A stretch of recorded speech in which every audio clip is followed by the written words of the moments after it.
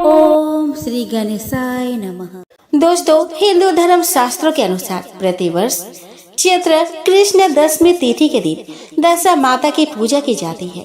मान्यता के अनुसार यह व्रत घर की दशा सुधारने के लिए किया जाता है।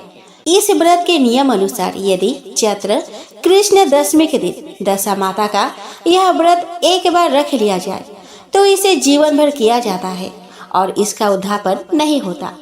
इस व्रत को बीच में छोड़ नहीं सकते। ऐसा करना अशुभ माना जाता है। यदि सेहत संबंधी समस्या या फिर कोई समस्या हो तो उद्यापन करने के बाद इसे छोड़ सकते हैं। दोस्तों, दशा माता का आशीर्वाद प्राप्त करने के लिए इस दिन व्रती महिलाएं दशा माता की पौराणिक कथाएं भी सुनती है या फिर सुनाती है। दोस्तों, दशा माता की कथा सुनने से घर में सुख समृद्धि आती है, जीवन में आने वाले कष्ट और रोग दूर होते हैं और दशा माता प्रसन्न होती है। धार्मिक ग्रंथों के अनुसार दशा माता के व्रत रखने और कथा सुनने से जीवन में सकारात्मक बदलाव आता है। तो आइए दोस्तों, इस वीडियो में हम श्रवण करें दशा माता की कुछ पौराणिक एवं दुर्लभ कथाएं। दोस्तों, प्राचीन समय में राजा नल और रानी दमयंती सुखपूर्वक राज्य करते थे। उनके 2 पुत्र थे। उनके राज्य में प्रजा सुखी और संपन्न थी। एक दिन की बात है, उस दिन होली दशा थी। एक ब्राह्मणी राजमहल में आई और रानी से कहा कि दशा का डोरा ले लो। बीच में दासी बोली कि हाँ रानी साहिबा, आज के दिन सभी सुहागिन महिलाएं दशा माता की पूजन और व्रत करती है तथा इस डोरे की पूजा करके गले में बांधती है, जिससे अपने घर में सुख समृद्धि आती है। अतः रानी ने ब्राह्मणी से डोरा ले लिया और विधि अनुसार पूजन करके गले में बांध लिया। कुछ दिनों के बाद राजा नल ने दमयंती के गले में डोरा बंधा हुआ देखा। राजा ने पूछा कि इतने सोने के गहने पहनने के बाद भी आपने यह डोरा क्यों पहना? रानी कुछ कहती कि इससे पहले ही राजा ने डोरे को तोड़कर जमीन पर फेंक दिया। रानी ने उस डोरे को जमीन से उठा लिया और राजा से कहा कि यह तो दशा माता का डोरा था। आपने उनका अपमान करके अच्छा नहीं किया। जब रात्रि में राजा सो रहे थे तब दशा माता स्वप्न में बुढ़िया के रूप में आई और राजा से कहा कि हे राजा, तेरी अच्छी दशा जा रही है और बुरी दशा आ रही है। तूने मेरा अपमान करके अच्छा नहीं किया। ऐसा कहकर बुढ़िया यानी कि दशा माता अंतर ध्यान हो गई। अब जैसे जैसे दिन बीतते गए वैसे वैसे कुछ ही दिनों में राजा के ठाट बाट, हाथी घोड़े, लाभ लश्कर, धन धान्य, सुख शांति सब कुछ नष्ट होने लगा। अब तो भूखे मरने का समय तक आ गया। एक दिन राजा ने दमयंती से कहा कि तुम अपने दोनों बच्चों को लेकर अपने मायके चली जाओ। रानी ने कहा कि मैं आपको छोड़कर कहीं नहीं जाऊंगी। जिस प्रकार आप रहेंगे उसी प्रकार मैं भी आपके साथ रहूंगी। तब राजा ने कहा कि ठीक है, हम अपने देश को छोड़कर दूसरे देश में चले जाएंगे और वहाँ जो भी काम मिल जाएगा वही काम कर लेंगे। इस प्रकार नल दमयंती अपने देश को छोड़कर चल दिए। चलते चलते रास्ते में भील राजा का महल दिखाई दिया। वह राजा ने अपने दोनों बच्चों को अमानत के तौर पर छोड़ दिया। आगे चले तो रास्ते में राजा के मित्र का गांव आया। राजा ने रानी से कहा कि चलो हमारे मित्र के घर चले। मित्र के घर पहुंचने पर उनका खूब आदर सत्कार हुआ और पकवान बनाकर भोजन कराया। मित्र ने अपने शयन कक्ष में सुलाया। उसी कमरे में मोर की आकृति की खूंटी पर मित्र के पत्नी का हीरो जरा कीमती हार टंगा था। मध्य रात्रि में रानी की नींद खुली तो उन्होंने देखा कि वह बेजान खूंटी हार को निगल रही है। यह देखकर रानी ने तुरंत राजा को जगाकर दिखाया और दोनों ने विचार किया कि सुबह होने पर मित्र के पूछने पर क्या जवाब देंगे। अतः यहाँ से इसी समय चले जाना चाहिए। राजा रानी दोनों रात्रि को ही वहाँ से चल दिए। सुबह होने पर मित्र की पत्नी ने खूंटी पर अपना हार देखा। हार वहाँ नहीं था। तब उसने अपने पति से कहा कि तुम्हारे मित्र कैसे हैं जो मेरा हार चुराकर रात्रि में ही भाग गए। मित्र ने अपनी पत्नी को समझाया कि मेरा मित्र कदापि ऐसा नहीं कर सकता। धीरज रखो, कृपया उसे चोर मत कहो। आगे चलने पर राजा नल की बहन का गांव आया। राजा ने बहन के घर खबर पहुंचाई कि तुम्हारे भाई भौजाई आए हुए हैं। खबर देने वाले से बहन ने पूछा कि उनके हाल चाल कैसे हैं। वह बोला, दोनों अकेले हैं, पैदल ही आए हैं तथा वे दुखी हाल में हैं। इतनी बात सुनकर बहन थाली में कांदा रोटी रखकर भैया भाभी से मिलने आई। राजा ने तो अपने हिस्से का खा लिया, परंतु रानी ने जमीन में गाड़ दिया। चलते चलते एक नदी मिली। राजा ने नदी में से मछलियां निकालकर रानी से कहा कि तुम इन मछलियों को भूजो, मैं गांव में से परोसा लेकर आता हूँ। गांव का नगर सेठ सभी लोगों को भोजन करा रहा था। राजा गांव में गया और परोसा लेकर वहां से चला तो रास्ते में चील ने झपटा मारा तो सारा भोजन नीचे गिर गया। राजा ने सोचा कि रानी विचार करेगी कि राजा तो भोजन करके आ गया और मेरे लिए कुछ भी नहीं लाया। उधर रानियां मछलियां भूजने लगी तो दुर्भाग्य से सभी मछलियां जीवित होकर नदी में चली गई। रानी उदास होकर सोचने लगी कि राजा पूछेंगे और सोचेंगे कि सारी मछलियां खुद खा गई। जब राजा आए तो मन ही मन समझ गए और वहां से आगे चल दिए। चलते चलते रानी के मायके का गांव आया। राजा ने कहा कि तुम अपने मायके चली जाओ, वहां दासी का कोई भी काम कर लेना, मैं इसी गांव में कहीं नौकर हो जाऊंगा। इस प्रकार रानी महल में दासी का काम करने लगी और राजा तेली के घाने में काम करने लगा। दोनों को काम करते हुए बहुत दिन बीत गए। जब होली दशा का दिन आया तब सभी रानियों ने सिर धोकर स्नान किया। दासी ने भी स्नान किया। दासी ने रानियों का सिर गूथा तो राजमाता ने कहा कि मैं भी तेरा सिर गूथ दूं। ऐसा कहकर राजमाता जब दासी का सिर गूथ रही थी तब उन्होंने दासी के सिर पर पद्म देखा। यह देखकर राजमाता की आंखें भर आई और उनकी आंखों से आंसू की बूंदें गिरी। आंसू जब दासी की पीठ पर गिरे तो दासी ने पूछा कि आप क्यों रो रही हो। राजमाता ने कहा कि तेरी जैसी मेरी भी बेटी है जिसके सिर में भी पद्म था, तेरे सिर में भी पद्म है। यह देखकर मुझे उसकी याद आ गई। तब दासी ने कहा कि मैं ही आपकी बेटी हूँ। दशा माता के कोप से मेरे बुरे दिन चल रहे हैं, इसीलिए यहाँ चली आई। माता ने कहा कि बेटी तूने यह बात हमसे क्यों छुपाई। दासी ने कहा कि माँ, मैं सब कुछ बता देती तो मेरे बुरे दिन नहीं कटते। आज मैं दशा माता का व्रत करूंगी तथा उनसे गलती की क्षमा याचना करूंगी। अब तो राजमाता ने बेटी से पूछा कि हमारे जमाई राजा कहाँ है। बेटी बोली कि वे इसी गांव में किसी तेली के घर काम कर रहे हैं। अब एक गांव में उनकी खोज कराई गई और महल में उन्हें ले आया गया। जमाई राजा को स्नान कराया, नई वस्त्र पहनाए और पकवान बनवाकर उन्हें भोजन कराया गया। अब दशा माता के आशीर्वाद से राजा नल और दमयंती के अच्छे दिन लौट आए। कुछ दिन वही बिताने के बाद अपने राज्य जाने को कहा। दमयंती के पिता ने खूब सारा धन, लाभ लश्कर, हाथी घोड़े आदि देकर बेटी जमाई को विदा किया। रास्ते में वही जगह आई जहाँ रानी ने मछलियों को भूना था और राजा के हाथ से चील के झपटा मारने से भोजन जमीन पर आ गिरा था।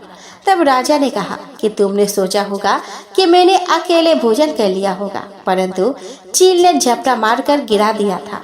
अब रानी ने कहा कि आपने सोचा होगा कि मैंने मछलियां भूनकर अकेले खा ली होगी, परंतु वे तो जीवित होकर नदी में चली गई थी।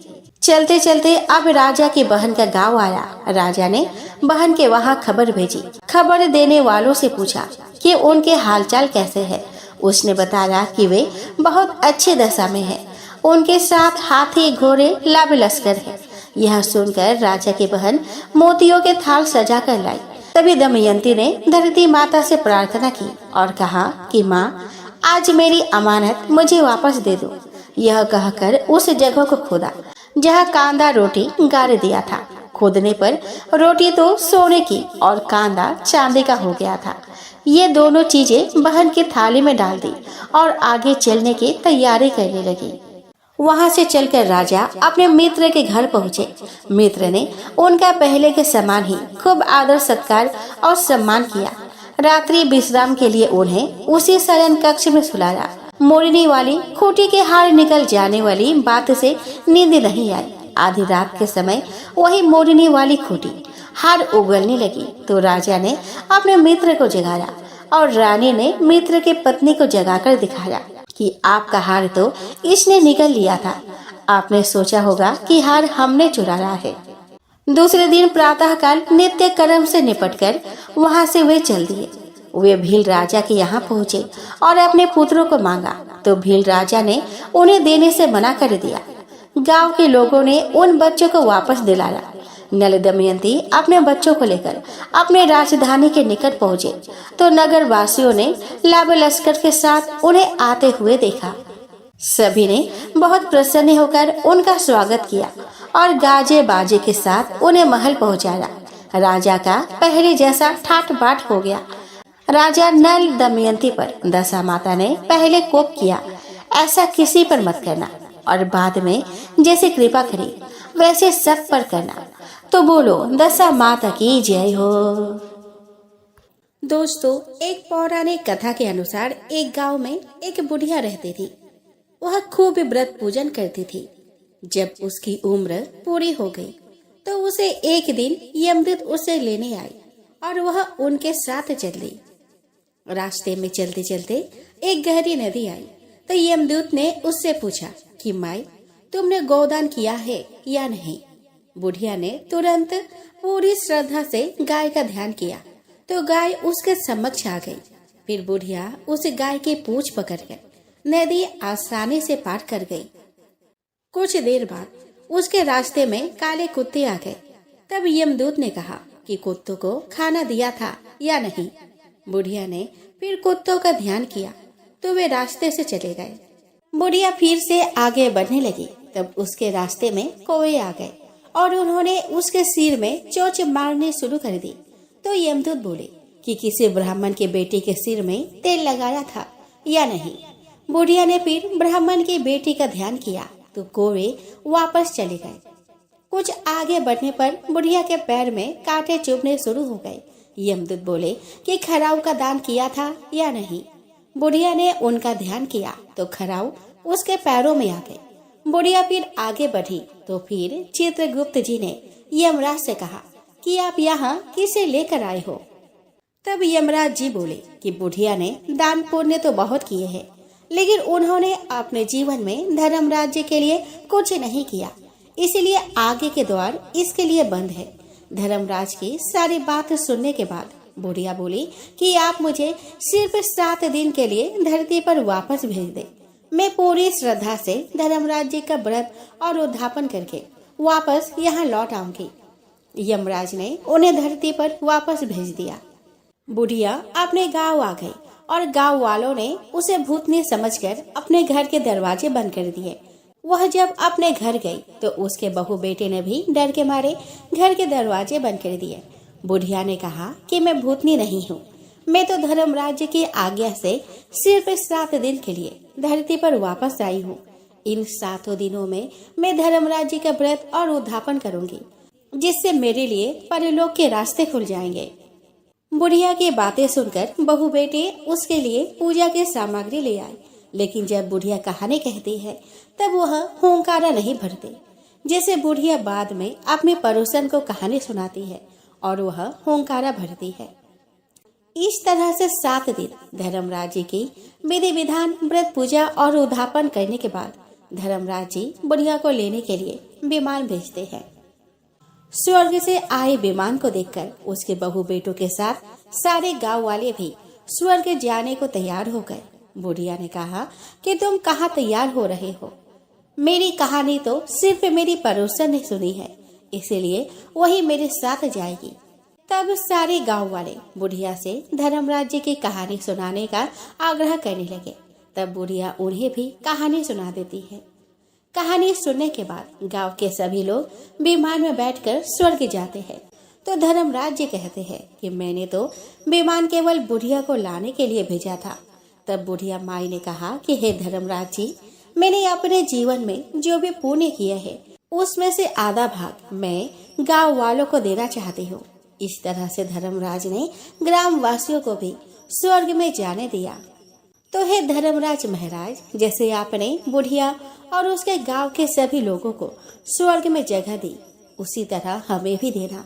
साथ ही कहानी सुनकर हुंकारा भरने वालों को भी और कहानी कहने वालों को भी परलोक में जगह देना। तो प्रेम से बोलिए, धर्मराज महाराज जी की जय, यमराज महाराज जी की जय हो। पोपा बाई की कथा। तो दोस्तों, किसी गांव में एक भाई बहन रहते थे। भाई की शादी हो गई थी, लेकिन उसकी बहन की शादी नहीं हुई थी। बहन का नाम पोपा बाई था। पोपा बाई हमेशा व्रत और नियम करती थी। एक दिन उसके भाई भाभी ने उससे शादी करने के लिए कहा। तब उसने शादी के लिए मना कर दिया। उसने अपने भाई भाभी से कहा कि मेरे रहने के लिए गांव के बाहर ही एक झोपड़ी बनवा दो, मैं उसी में रहकर अपना जीवन व्यतीत कर लूंगी। और उसके बाद उसने गांव के सभी लोगों से कहा कि हे गांव वालों, आप लोग अपने अपने गाय बछड़े को मेरे झोपड़ी के पास चरने के लिए छोड़ दिया करो। मैं सभी के गाय बछड़े को देखभाल किया करूंगी, और जो भी बचा कुचा खा रहा हो वह भेज देना, मैं वही खाकर रह लूंगी। इसी तरह बहुत दिन बीत गए। एक दिन उस देश का राजा शिकार खेलने जंगल को जा रहा था।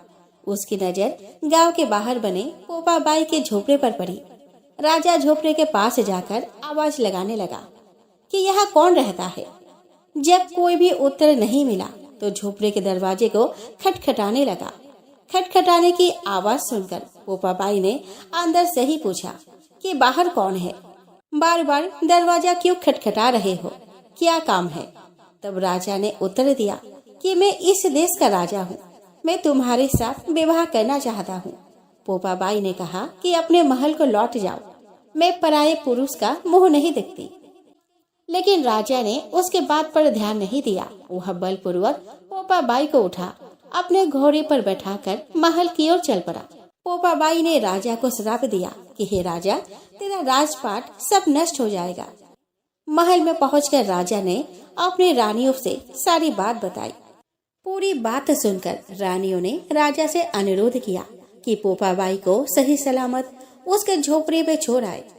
रानियों के कहे अनुसार राजा पोपा बाई को उसके झोपड़ी पर छोड़ने चल पड़ा। रास्ते में पाप की नदी आई, जिसमें राजा डूब गया। पोपा बाई मृत्यु के बाद धर्मराज के दरबार में पहुंची। वहां धर्मराज ने उसे स्वर्ग का राज दिया।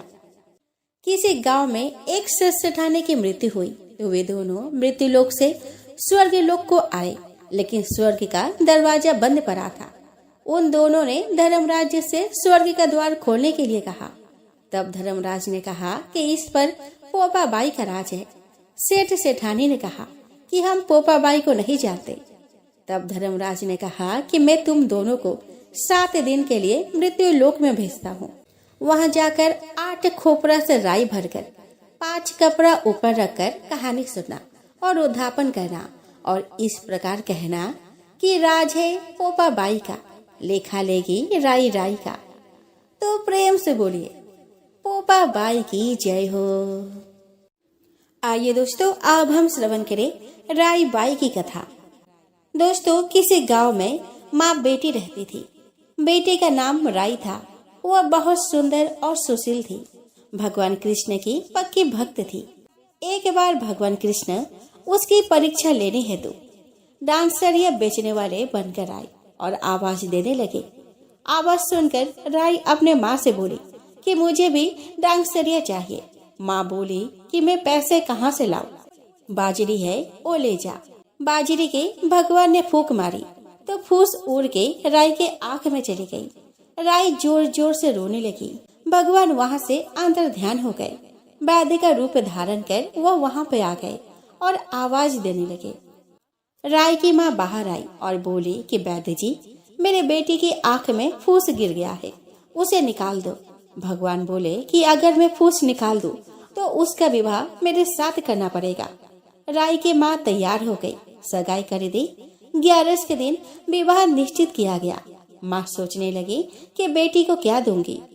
सोने के दुकान पर जाकर बोली कि मेरी बेटी के लिए लौंग और बिछिया बना दे। सुनार बोला कि मेरे पास समय नहीं है, मैं तो कृष्ण भगवान के गहने बना रहा हूँ।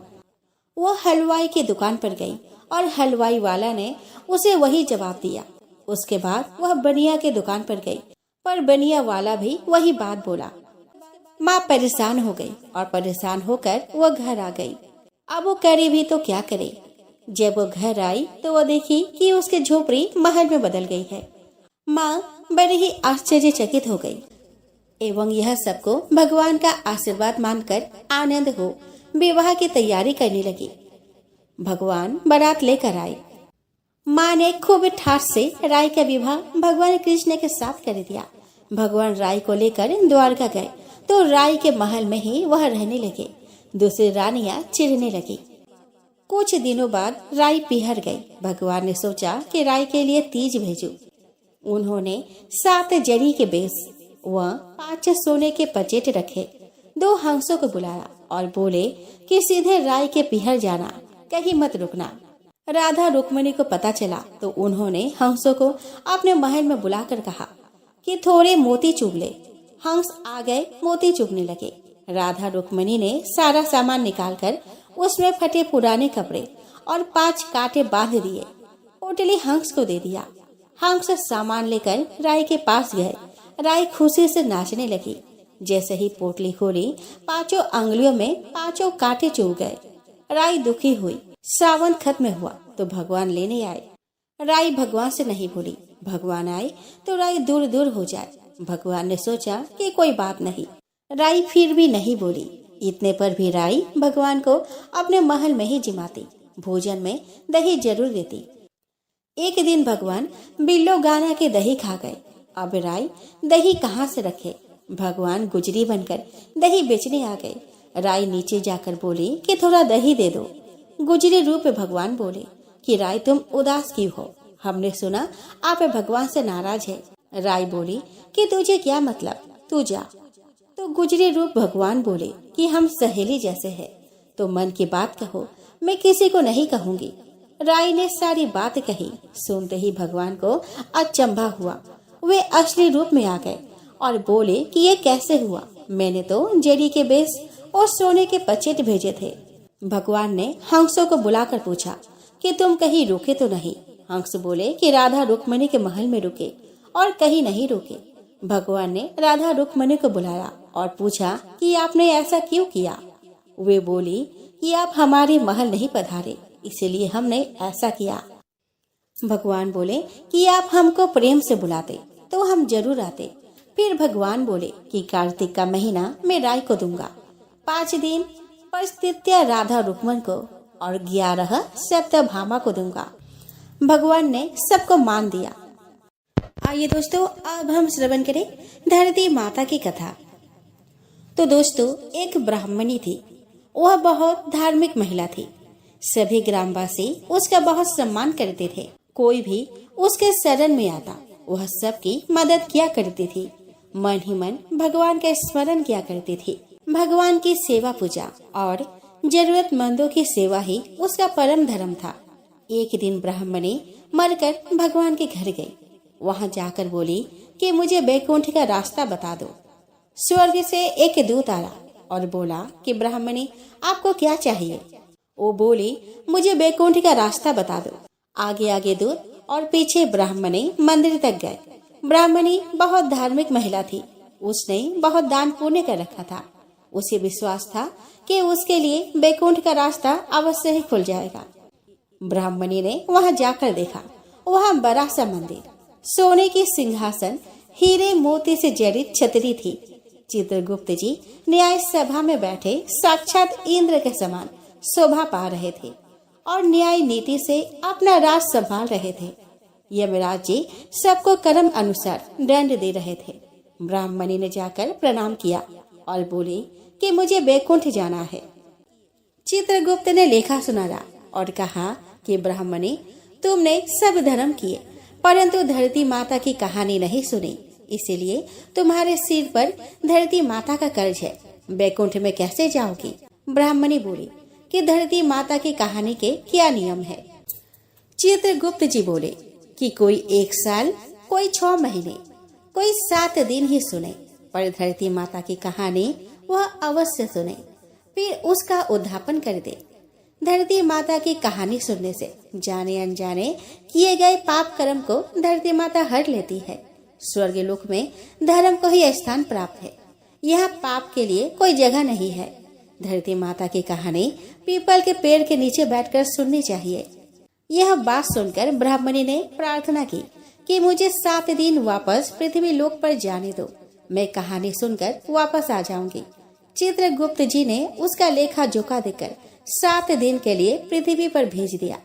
ब्राह्मणी जीवित हो गई। ब्राह्मणी ने अपने परिवार वालों से कहा कि मैं 7 दिन के लिए धरती माता की कहानी सुनने के लिए वापस आई हूँ। इस कथा को सुनने से बड़ा पुण्य मिलता है। उसने पीपल के पेड़ के नीचे बैठकर परिवार के साथ 7 दिन तक धरती माता की कथा सुनी। 7 दिन पूरे होने पर वापस धर्म राज्य की बुलावा आया और ब्राह्मणी को बैकुंठ में श्री हरि के चरणों में स्थान प्राप्त हुआ। तो दोस्तों, जो कोई भी प्राणी धरती माता की कहानी सुनता है, मृत्यु के समय सभी पाप कर्म धरती माता हर लेती है। वह प्राणी को बैकुंठ में स्थान प्राप्त होता है। तो प्रेम से बोलिए, धरती माता की जय हो। आइए दोस्तों, अब हम श्रवण करें भगवान शालिग्राम और तुलसी जी की कथा। तो दोस्तों, एक बार भगवान शिव ने अपने तेज को समुद्र में फेंक दिया था, जिससे महातेजस्वी बालक का जन्म हुआ। इस बालक का नाम था जालंधर। जालंधर आगे चलकर एक पराक्रमी दैत्य राजा बना। जालंधर बहुत ही राक्षस प्रवृत्ति का था। जालंधर का विवाह दैत्यराज कालनेमी की कन्या वृंदा से हुआ था। एक बार जालंधर ने माता लक्ष्मी को प्राप्त करने की इच्छा से उसने युद्ध किया था, लेकिन समुद्र से ही उत्पन्न होने के कारण माता लक्ष्मी ने जालंधर को अपने भाई के रूप में स्वीकार कर लिया। जब जालंधर पराजित हो गया तो वह देवी पार्वती को पाने की लालसा से कैलाश पर्वत पर पहुंचा। इसके बाद जालंधर भगवान शिव का रूप धारण कर माता पार्वती के पास पहुंचा, लेकिन माता पार्वती ने अपने योग्य बल से उसे तुरंत ही पहचान लिया और माता पार्वती वहां से तुरंत ही अंतर्ध्यान हो गई। वह जालंधर भगवान शिव के साथ ही युद्ध करने लगा। देवी पार्वती ने सारा वृतांत भगवान विष्णु को सुनाया। जालंधर की पत्नी वृंदा अत्यंत पतिव्रता स्त्री थी। उसी के पतिव्रत धर्म के शक्ति से जालंधर ना तो मारा जाता था और ना ही पराजित होता था। इसीलिए जालंधर का नाश करने के लिए वृंदा के पतिव्रत धर्म को भंग करना बहुत ही आवश्यक था। इसके बाद भगवान विष्णु एक ऋषि का रूप धारण करके वन में पहुँचे, जहाँ वृंदा भ्रमण कर रही थी। भगवान विष्णु के साथ 2 राक्षस भी वहाँ पे थे, जिन्हें देखकर वृंदा भयभीत हो गई। फिर भगवान विष्णु जो ऋषि के रूप में थे, उन्होंने वृंदा के सामने पल में ही दोनों को भस्म कर दिया। इसके बाद ऋषि से वृंदा ने कैलाश पर्वत पर महादेव के साथ युद्ध कर रहे अपने पति जालंधर के बारे में पूछा। ऋषि ने अपने माया जाल से 2 बानर प्रकट किए। एक बानर के हाथ में जालंधर का सिर था और दूसरे के हाथ में धड़ था। अपने पति की यह दशा देखकर वृंदा मूर्छित होकर गिर पड़ी। जब वृंदा को होश आया तो उसने अपने पति को जीवित करने की विनती की। इसके बाद भगवान ने अपनी माया से जालंधर का सिर धड़ से जोड़ दिया, लेकिन स्वयं भी उसी शरीर में प्रवेश कर गए। वृंदा इसके बारे में नहीं जानती थी कि उसके पति के शरीर में कोई और प्रवेश कर गया है। जालंधर बने भगवान के साथ वृंदा पतिव्रता का व्यवहार करने लगी, जिससे उसका सतीत्व भंग हो गया। ऐसा होते ही उधर कैलाश पर्वत पर वृंदा का पति जालंधर युद्ध में हार गया। जब वृंदा को पता चला तो उसने क्रोध में आकर भगवान विष्णु को हृदयहीन शिला होने का श्राप दे दिया। अपने भक्त के श्राप को भगवान विष्णु ने स्वीकार किया और शालिग्राम पत्थर बन गए। सृष्टि के पालनकर्ता के पत्थर बन जाने से ब्रह्मांड में असंतुलन की स्थिति हो गई। यह देखकर सभी देवी देवताओं ने वृंदा से प्रार्थना की कि वह भगवान विष्णु को श्राप मुक्त कर दे। वृंदा ने भगवान विष्णु को श्राप से मुक्त तो कर दिया, लेकिन स्वयं आत्मदाह कर लिया। जहाँ वृंदा भस्म हुई वह तुलसी का पौधा उगा। भगवान विष्णु ने वृंदा से कहा कि हे वृंदा, तुम अपने सतीत्व के कारण मुझे लक्ष्मी से भी अधिक प्रिय हो गई हो। अब तुम तुलसी के रूप में सदा मेरे साथ रहोगी। आइए दोस्तों, अब हम श्रवण करें पीपल पथवारे की कथा। तो दोस्तों, एक बुढ़िया थी। उसने अपने बहू से कहा कि तो दूध दही बेच कर आ। वह बेचने गई तो रास्ते में औरतें पीपल पथवारी सींच रही थी। उनको सींचता देखकर बहू ने पूछा कि तुम यह क्या कर रही हो। औरतें बोली कि हम पीपल पथवारी सींच रहे हैं, इससे अन्न और धन होता है, 12 बरस का बिछड़ा हुआ पति मिल जाता है। बहू बोली कि ऐसी बात है तो तुम पानी से सींचती हो तो मैं दूध से सींचूंगी। अब गुजरी बहू रोजाना दूध दही बेचने जाती तो वह दूध दही को ना बेचकर रोजाना दूध को पीपल में और दही को पथवारी में सींचती। सास से दूध दही का दाम मांगती तो कह देती कि महीना पूरी हो जाने पर ला कर दूंगी। कार्तिक का महीना पूरा हो गया। पूर्णिमा के दिन बहू पीपल पथवारी के पास जाकर बैठ गई। कार्तिक का महीना पूरा हो गया। पूर्णिमा के दिन बहू पीपल पथवारी के पास जाकर बैठ गई। पथवारी ने पूछा कि तुम मेरे पास क्यों बैठ गई हो। बहू बोली कि सासू दूध दही का दाम मांगेगी। पीपल पथवारी बोली कि मेरे पास क्या दाम रखा है, ये भरा डींडा पान पतूरा इसको ही लेकर जा। बहू ने वही ले जाकर कोठरी में रख दिया और डर के मारे कपड़ा ओढ़ कर सो गए। सासू बोली कि पैसे लाई बहू। बहू बोली कि कोठरी में रखे हैं। सासू ने कोठरी खोल के देखी तो देखा कि हीरा मोती जगमगा रहे हैं। सासू बोली कि बहू इतना धन कहाँ से लाई। बहू ने आकर देखा तो सच्ची में ही धन भरा हुआ था। बहू ने सास को सारी बात बता दी। सास ने भी कहा कि अब के कार्तिक में मैं भी पथवारी सींचूंगी।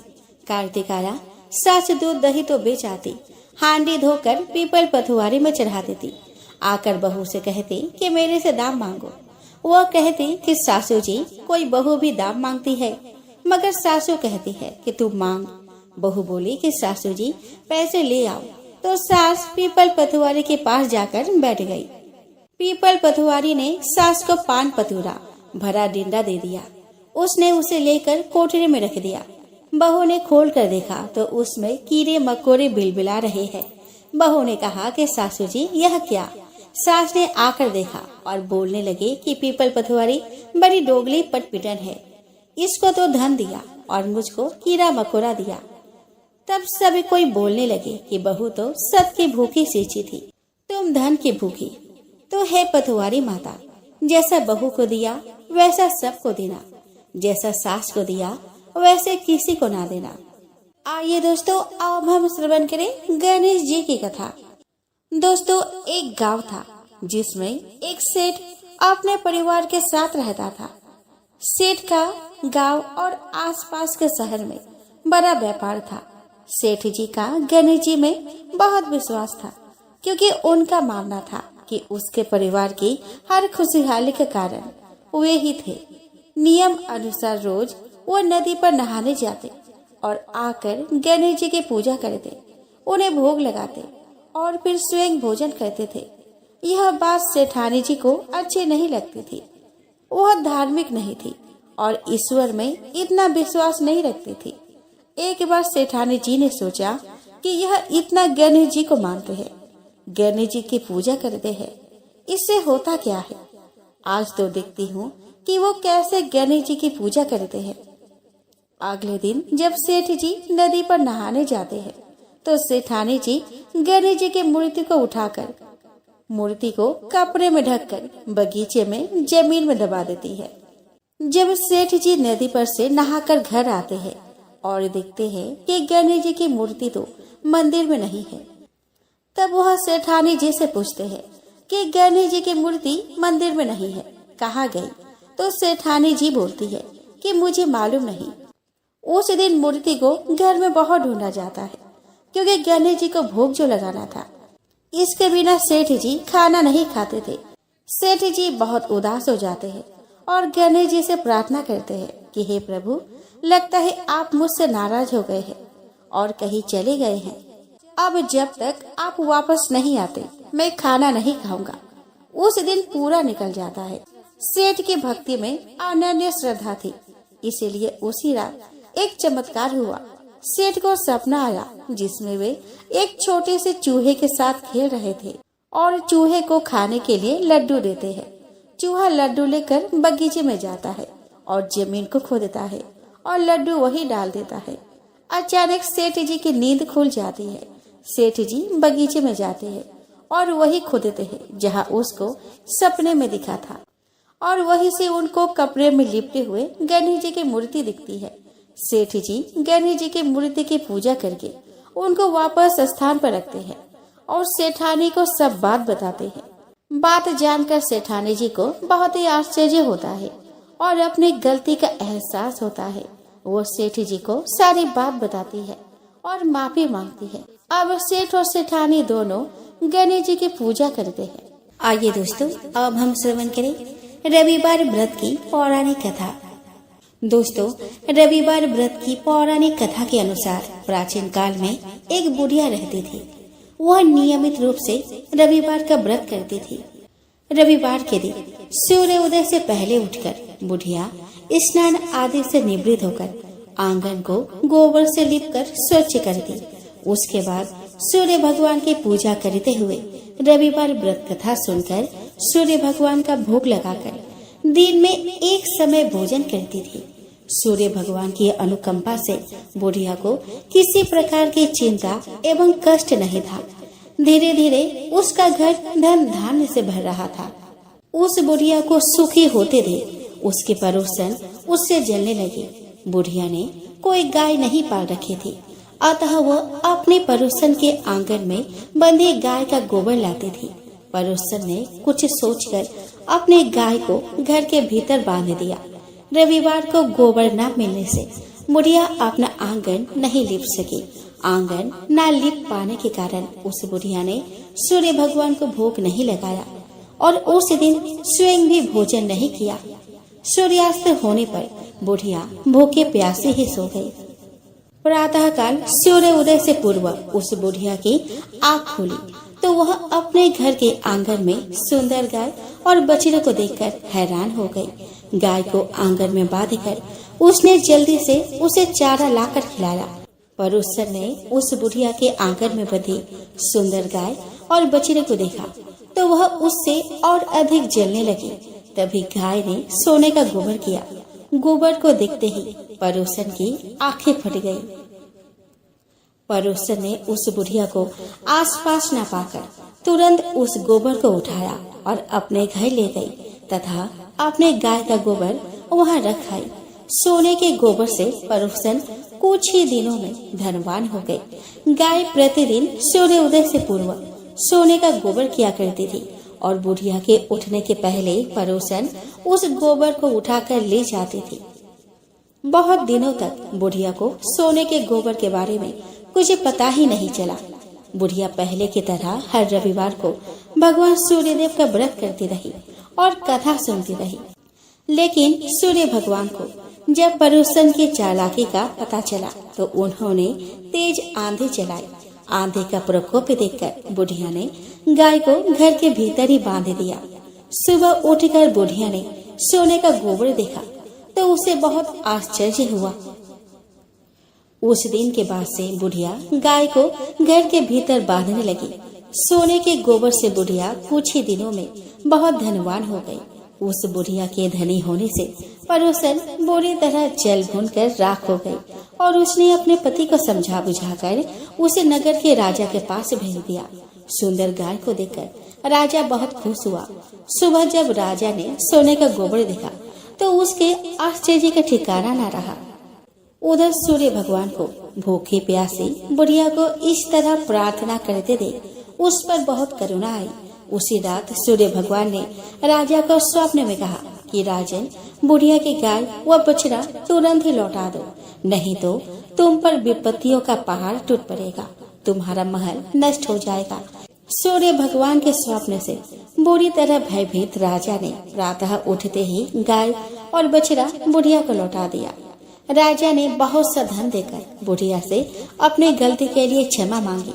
राजा ने पड़ोसन और उसके पति को उनकी इस दुष्टता के लिए दंड दिया। फिर राजा ने पूरे राज्य में घोषणा करा दी कि सभी स्त्री पुरुष रविवार का व्रत किया करें। रविवार का व्रत करने से सभी लोगों के घर धन धान्य से भर गए। राज्य में चारों ओर खुशहाली छा गई। स्त्री पुरुष सुखी जीवन यापन करने लगे तथा सभी लोगों के शारीरिक कष्ट भी दूर हो गए। तो प्रेम से बोलो सूर्य भगवान की जय हो।